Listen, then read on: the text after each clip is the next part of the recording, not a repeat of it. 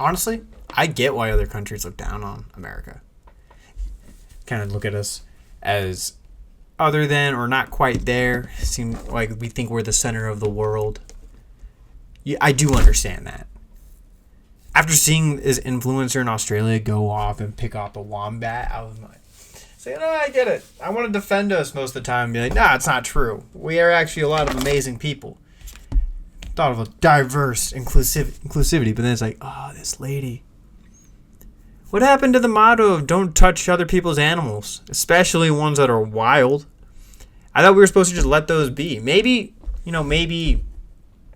appreciate it from the distance.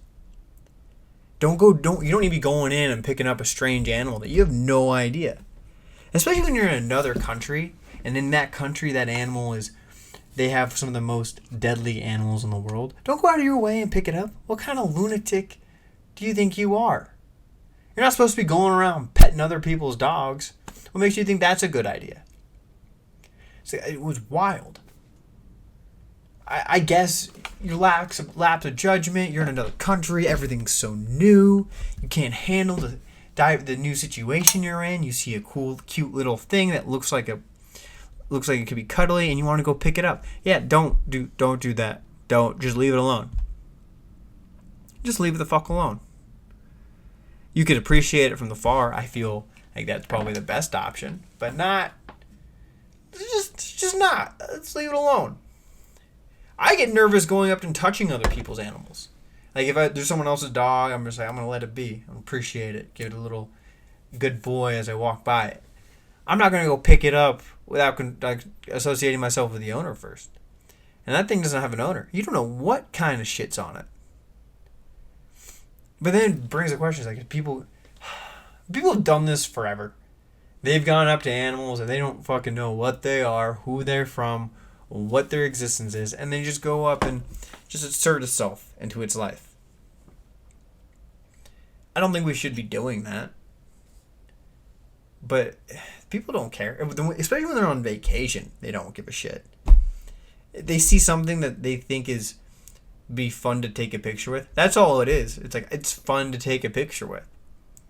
Well, not everything needs a picture. You don't need to be in every picture. You don't have to go and be in the picture with the animal. You could just take the picture of the animal. I think it's just the same appreciation. We don't have to go out of our car, out of our way, being like, hold up. Stop the Uber driver, get out, run into the outback of Australia and pick up a wombat because we're like, I had to get it. It's for the gram. It's for whatever the fuck it is. But it goes back to that. I know people have done this forever. It's like any time they see an animal or want to be like, hey, that thing's cute. Can I not go take a picture with it? Like, no, you can't. Let it be. But I have memories from when I was a kid of people going out of their way and doing this. Just going out in the wild and disturbing its natural environment. Grab an animal, shake it up for a little bit, and then like toss it back like nothing's wrong. Because I remember when I went to Alaska, I think when I was very young. I was like, I think in elementary school at the time. And we were driving back from a museum, of like a Native American museum. And it was on this it had this kind of like back road. I mean, in Alaska, it seems like a lot of roads do have that back road feel. Like there's a lot of trees and not a lot of civilization. Like when if you're in like a normal city. But we're driving back and traffic starts to build. I'm like, oh, what the fuck's going on? I don't know. I'm like 5, don't really pay attention. And as we're driving, traffic starts like slowly pick up more and more. But as we get to like where the point of what was causing the slowdown of all the traffic, I just see this lady and her husband just like her husband's in the car with a camera gesturing to his wife. He's like, okay, closer, come on, just get a little closer. And what she was trying to get close to was this giant male moose that would just tower her. And I think she's close enough, but it was like people were just slowing down to watch this person, like whether or not she was going to get trampled, whether or not, because if something happened and some idiot spooked the moose, that lady might not have made it out. She might not have got an amazing picture with a moose. She might not have, lived to tell the tale. It takes one idiot. But people were just like creeping by. It's like, oh, well, let's just see what happens. If they can pull it off, and she can pull it off and get this cool picture, but then they can pull it off. But like her husband was just sitting there gesturing, like, get closer, come on, be fine, just a little bit. Like she wasn't in the frame yet. She was like next to the moose, like she could touch it. Like people have been doing this, like since cameras were invented. They see an opportunity, like, oh, this could be pretty cool. This could be really cool. Why don't I try it out? Why don't we? Come on. What's the worst that could happen? Well, the worst that could happen, it could freak out and trample you, or bite you. Like that's the crazy thing about the wombat situation with this chick, with this influencer. What if it bit you? Again, she just picked it up and shook it around like it was a baby, and then kind of just released it back into the wild. That's got to be a little bit of trauma. I can't imagine the viewpoint of the wombat just getting picked up, thrusted around a little bit, and then just thrown back into the wild like nothing happened. I mean, the possibilities, like, that's kind of what alien abductions are.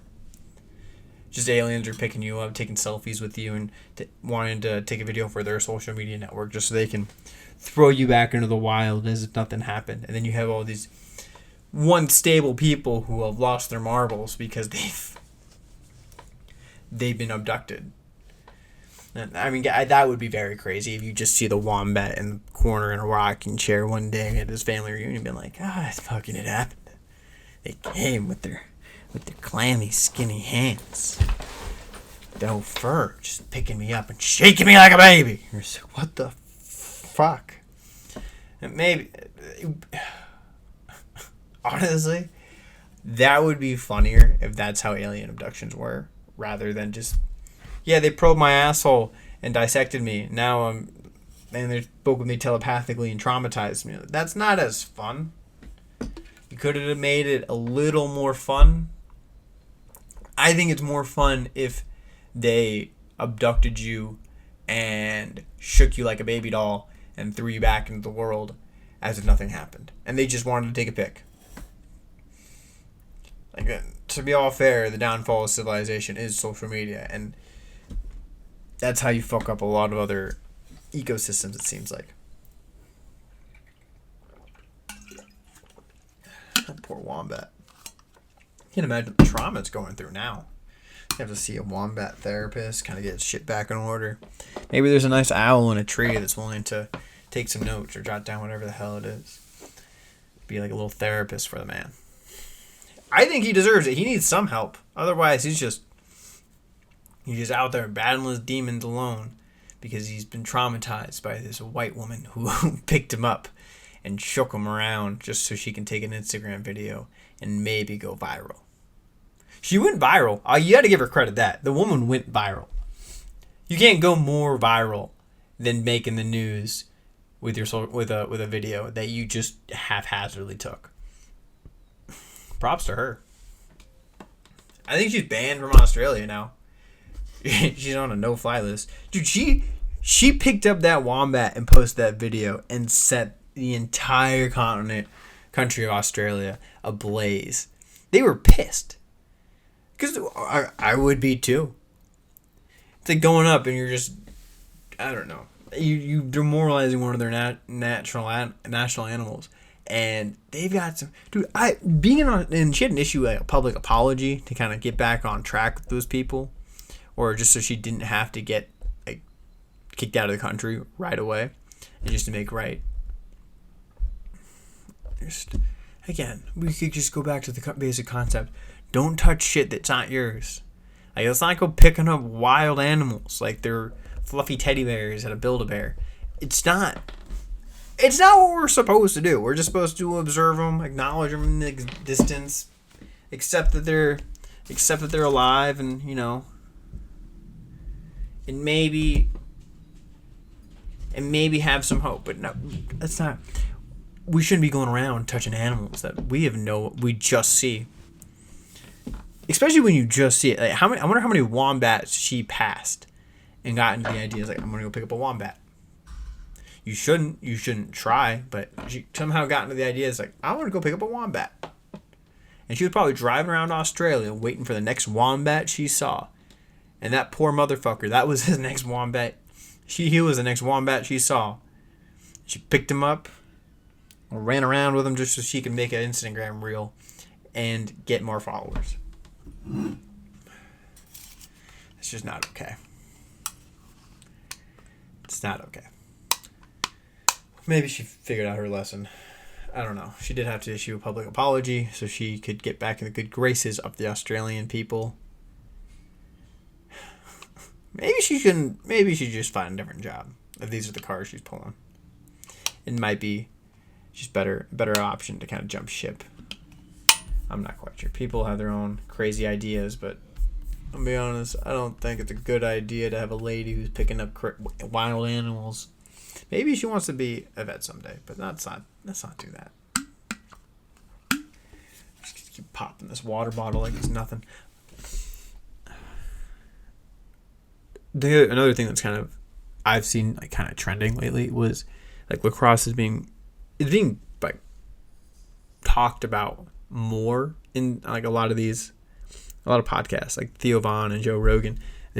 It's funny watching it get brung up because then you don't realize like, oh, it's still not I played since I was like in third grade my entire time, and to me it's something I've done and it is a mainstream sport, but it's not.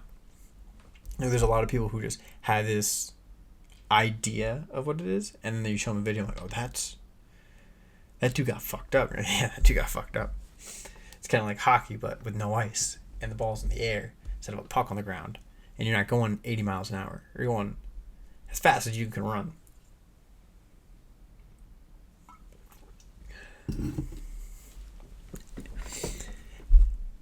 It's the reason why I think I think it's cool because it just brings more publicity to a sport that very much deserves to grow, and it has a lot of opportunity and teaches a lot of things for people.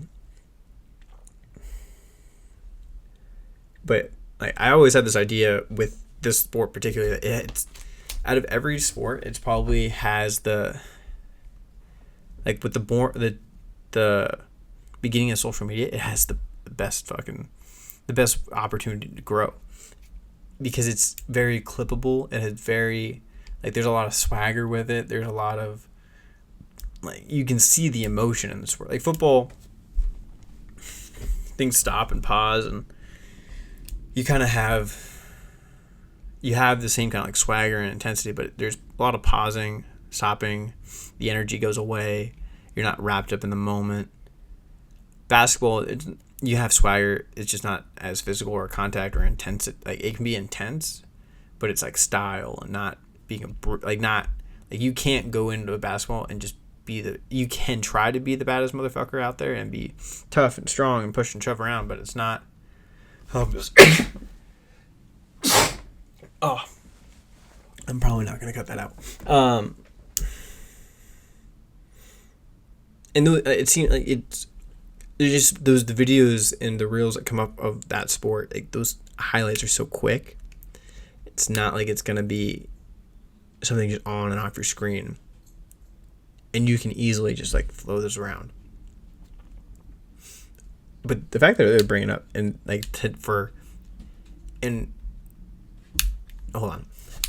is insane because it just brings a lot more eyes to something that definitely does need it and what can gain a lot more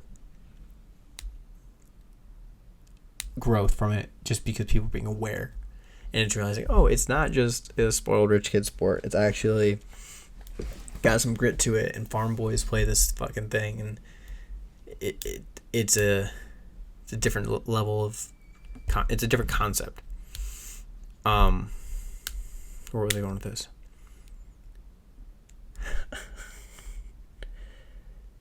It just shows in a very different light because every joke is like, oh, like Blue Mountain State's the perfect example of the college lacrosse life. Those guys that were they use the stereotypes. I'm like, no, that there are guys like that, but that's not every guy. And in it being exposed now, I also think it's perfect fucking timing. The sport, like the early 2000s till like 2015, 2016, 2013, when like not even Paul Rabel, I would say like the Thompson brothers, Pat Spencer, Scott Rowley, like guys who could do, that were able to demonstrate. Oh, what's his other name? Not Rambo.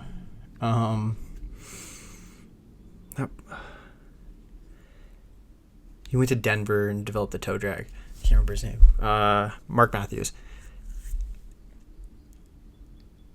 These guys kind of had to start to kind of build the flavor of the sport, because before them it was pass, catch, shoot, dodge. The stick skills weren't as developed. People were kind of not, like they hit, the whole game was hitting and getting the ball up. Like there was like back BTBs, but not now. Like now is like, you got BTBs around the world. You got guys who are throwing Rusty Gates and Rusty Gates like they're nothing now. And then just having a utility belt of over the head checks and ding dongs and can openers. And then having these guys who are on offense who are dangling with one hand, going through two guys, shooting the ball between their legs or around their back with one arm. That's a different thing. That wasn't the sport 20 years ago. That wasn't the sport 10 years ago. That's a sport now. And the fact that they are getting crazier and crazier with how they're going to shoot the ball and how they're going to...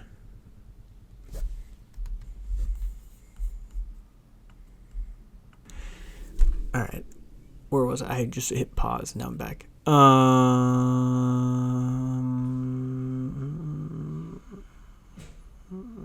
The game changing. Yeah. I don't think people would have been as into it as it was until now. Like as it is now, people are like, dude, it's crazy. If you could do the shit that some of these people can do, then you would like the sport. It's not even it's the same. It's kind of the same idea of hockey. It's like if you can skate and handle the puck as well as some of these people do, then you would like the sport. And like that, like for lacrosse, it's like an easier threshold to jump over than hockey, because you're not having to deal with. If you can run and catch a ball and just like learn how to shoot and like these little technical skills, then you're fine. You don't have to learn how to skate. You don't have to learn how to move in the sport. You don't have to learn how to handle a puck that's going to be it's going to be drifting or changing the mentality of how things are done. Dude, I think it'd be cool. I think it's going to blow up very soon. And guys like the PLL, for like what Paul Rabel's been doing over there, it's been amazing, because he has used social media to his biggest advantage to like kind of create and grow this wild sport. Dude, we'll see. I think it will be. I think if it gets brought up more and more in like small places where people are starting to get on board what it is, dude. The fact that I think I listened to one of the last podcasts when he brought up lacrosse. He was like, dude, I've been watching pro highlights. So, like, dude, if you want to see guys get like shit kicked out of them, watch NLL highlights of guys just ripping the ball, or like the worst outcomes of attempted shots, or people getting bodied out. Because I can't remember what game it was, but I think it was Mammoth versus someone, and a guy gets pissed, and one of the offensive guys rips the ball from outside for a shot, and you just see one of the defenders punch the other offensive guy in the face, and his helmet flies off, and his head just goes into the line of the shot and just gets drilled in him. That's wild. In hockey, you're not really getting that kind of, like, people are getting drilled, but they're not like timing it out to watch you get wasted in the face. It's just a different kind of level of people. I think the more and more it gets brought up, I think the bigger and bigger it will blow up, but we'll see. will blow. Will blow. It'll take time. It took a long time to even get big, but I think the help of social media definitely did push this thing into a different ball game completely. And I think the college sport level, for lacrosse college sports is the biggest fucking thing. Like PLL it's kind of like when the PLL gets bigger, it'll be cool. But right now it's like college because there's culture behind it. It's kind of like the NFL. You're not looking at specific players. Like in pro, you're kind of like looking more at specific players that you like Rambo, Miles Jones, Eddie Glazer, Garrett Eaple, or dude, I don't know any of the new guys. Like the guy out of Duke that, like Brennan O'Neill. I can't remember. Oh, the guy from Virginia that was. Oh, he graduated like 2 years ago. He was nasty. And he just made massive. We'll see. I think we'll very much see. But I think the college game for sports completely is going to change. Like, why are we changing it now? It seems like these NIL deals are fucking wild. That these kids are being allowed to have money like this when they're this old. Just like, yeah, give them like $5 million, $2 or $3. Just let them promote our brand. I was like, you're gonna let this 18-year-old promote your brand for $2 to $3 million? What are these companies thinking? These college athletes, like you're having guys who at one point were the worst decision makers of all time. Like college athletes, especially like if you're in a big school and you get all this ability and like kind of perks already, having an extra $2 to $3 million in the bank account or getting $2 to $3 million, dude, I think that's really changing a lot of shit. They're bringing in GMs for schools now. I think the last thing someone told me Bill Belichick is going into North Carolina as the football coach, and he's bringing his GM for the Patriots over. Like, dude, you're telling me that you're just gonna be casually going, yeah, we'll just transfer over here and get you. That means they're handling more money, and they're going to be able to. How players are going to be pushed around between teams in college is kind of be more like how players get pushed around in pro sports right now, just being put into like a free agency and people getting dipped. So that's kind of how the transfer portal worked for college athletes. But now it's, oh, you can come here, we'll pay you this much money, or you're gonna have another deal come in, we'll pay you this. I don't get why they're trusting 18, 22-year-olds with this kind of capability.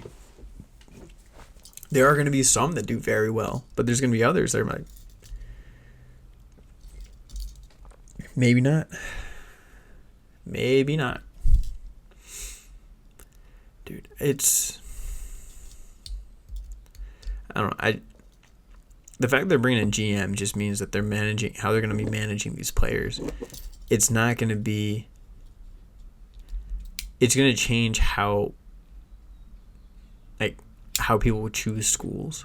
It was always seemed like people chose schools depending on where they were going or the background of the school or what kind of culture it had. It's what was the authenticity of it.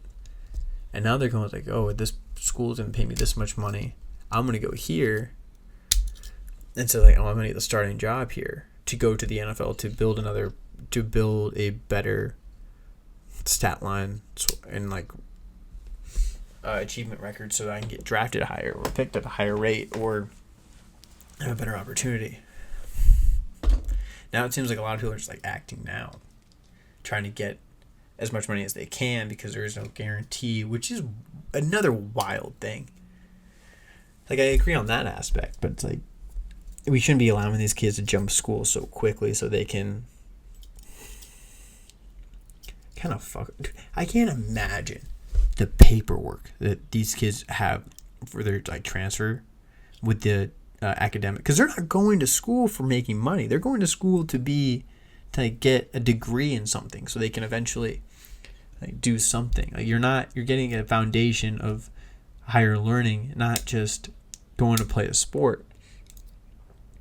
And the fact there is no outcome for some of these guys, like that's the point, that they have this opportunity because they were able to be very good at a sport, but they couldn't make it to that next level. And so now these poor academic advisors that probably have enough shit on their plate to be like, I know I gotta handle the transfer shit of this basketball player because we're paying him $4 or $5 million, which is higher than my actual earnings per year. That's actually a funny thing. It's like, oh, he's more important than I am. Like, I don't know. You just floating across their desk and you're like, oh. I feel like they're gonna have to change the NCAA rules then, because I'm pretty sure you're not allowed to play in a season if you transfer in that year. So if there's players who are coming in transferring, like, I don't know, that year hoping they can play for like a spring sport, then they're not going to really be able to. They would have to kind of transfer in. They would have to play and then transfer in to kind of not get any of their eligibility screwed with, because they basically forego years. Oh, they've never played because they transferred schools, but they've been paid $4 or $5 million, not even having to step on a field.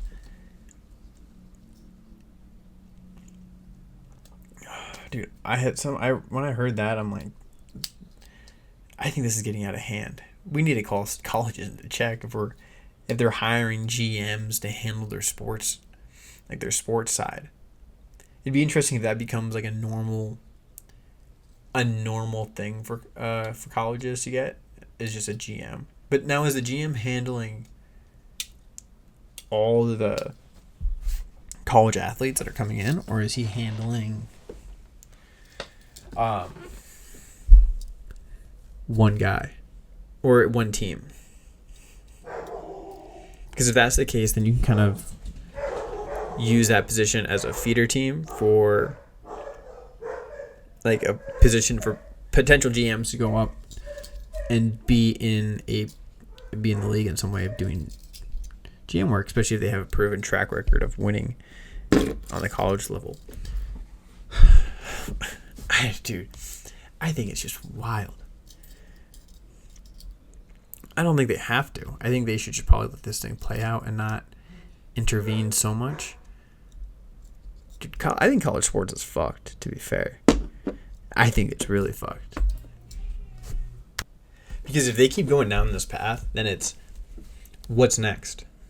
They can't, because as soon as like they see like they set the precedent that college kids are going to be getting paid, and that everybody will be that there's an opportunity to do this, and you might get a lot more people who are going to be jumping into these sports, but you're also going to run the risk of kind of ruining the fun for a lot of kids, a lot of people who are going after this dream. Because when they're in high school, some of them just have the dream to play college sports, to like, be a part of a team like Duke or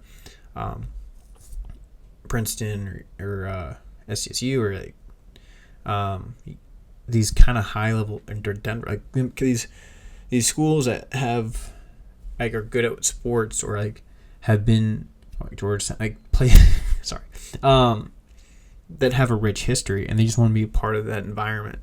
Now you're kind of changing those environments of people who are trying to work hard and do something too big. I'm just gonna get a paycheck. Why not? It's pretty easy. I don't gotta work that hard and just kind of do my thing. But it kind of takes away from a lot of the fun, because you don't have the pressure of trying to make money or kind of stick to your pressure's coming from you. And if I'd done everything that I can do to kind of make myself better to play and not falter on what I've done, and not be like worried about making money at that age. It does help people because I know there's people who come out of bad environments who are looking for a better opportunity, but not every college kid who are playing sports. A lot of them come from good families who they were able to get the opportunity to be very good at this thing. But that's kind of all I have for that, because I'll just start talking in a circle about this. I think the last kind of thing in news that I thought was wild. Like Trump came out about, so I think the end of Joe Biden's term, he signed, not I think, but towards like the end of Joe Biden's term, he signed in a bunch of pardons for people to kind of, help them out, or kind of like avoid being charged for anything or stuff that they might have done or didn't do, depending on who you ask, or the people that want to defend them. But Trump came out. Trump said that there was, I think, about all his they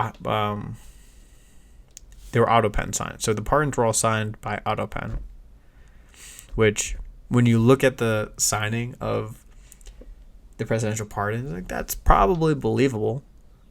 You're telling me that this man had this clean of a signature towards the end of his presidency? It's like, I don't buy it. I don't buy it at all. This man was on ice cream vacation for about a year and a half. And I watched him get spooked by ghosts, fall upstairs, fall off a bike. Like, there's no way that his hand signature is cleaner than mine. I look like I draw on chicken scratch, but this man, it looked professional. It looked perfect.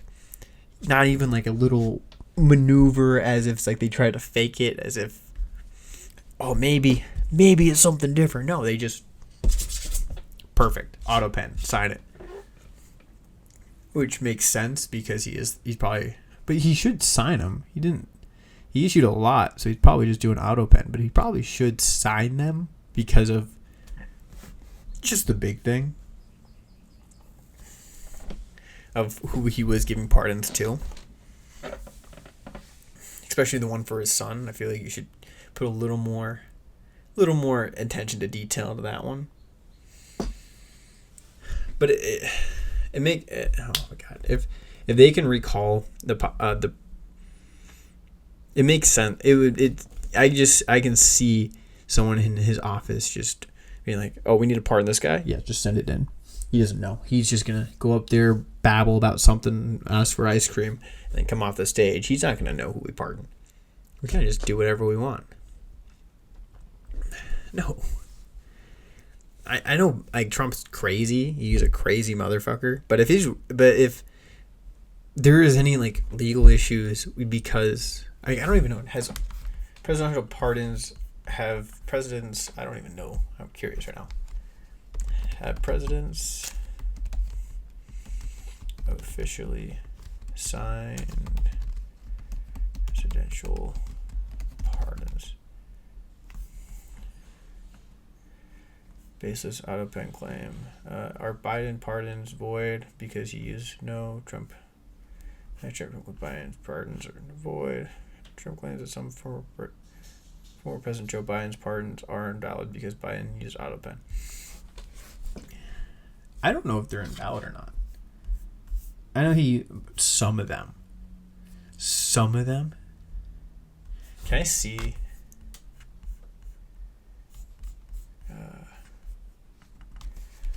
Joe Biden. Signature. I just need images. Curious. A geriatric man could definitely sign that. No, he can't. It's fucking. There's a little je ne sais quoi when he. No, he doesn't. You can't read that shit. Like, if I was just looking at this, I would never have guessed that this line. There's a line. That's a J, dude. Joe Biden's autograph is going for $900. It's like $899.95. It's like a telecommercial price. I didn't think he was going to be going. I guess there's probably diehard Biden supporters, but I didn't think it was worth that much. Hold on, but you got to be like before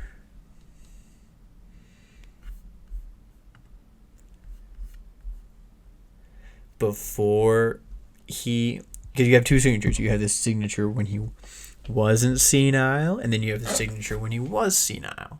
So you kind of have to. I feel like those are two different price points.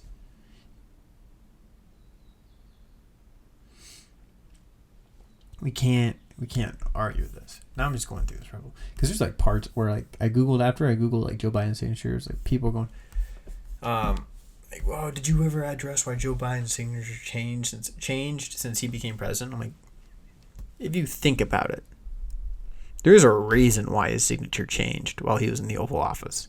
It wasn't because he chose to write it differently. He's like, "Oh, I'm the president now. I'm gonna change how I write because I'm special and important, and I have to be more authentic." No. The guy was on the decline. Like, I don't think he was able to really hold a pen straight. And someone else probably was doing his signature because,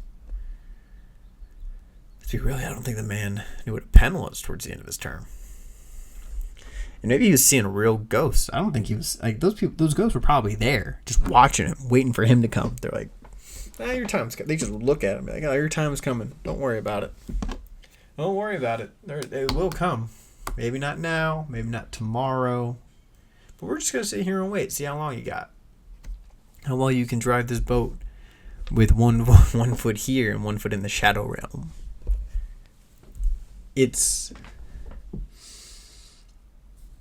So there's a lot of baseless claims then. Dude, I don't think they could avoid it because he signed AutoPen for some of his. But if they gotta look that up though. But they could probably. I don't think they could avoid any of it. There's probably set in stone. There's probably some like legal things since he's the president that allows his signature to stand even though it was signed by AutoPen. Probably because the concept is that he signed so many documents. As long as there's an approval base for what he's doing, then they're not really going to care. But it's also the concept like we sign things with e-signature on computers all the time. I don't think him signing something with an AutoPen is really going to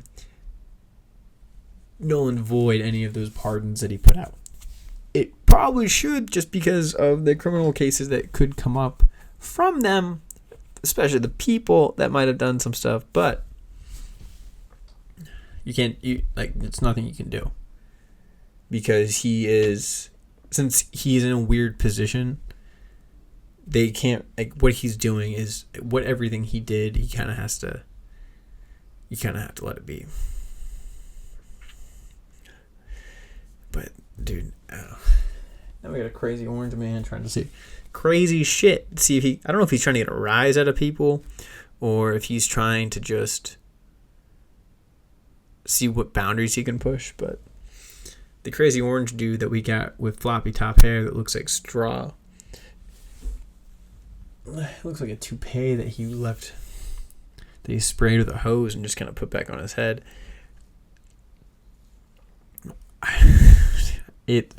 We'll see. It's been like 3 months now. People have been freaking out since the first day. And he's been making crazy claims since he got into office. Some of them might have been true. I mean, he might be the Alex Jones of presidents. We don't know. But so far, I really have no idea. We have to wait. I feel like we have to wait at least a year. The fact that people are being like, "Oh, we're going to impeach him already." I'm like, you didn't even give the man just got back in office. And your crazy ass thinks that we should go back to have Biden in that party. I'm like, give it a year or two.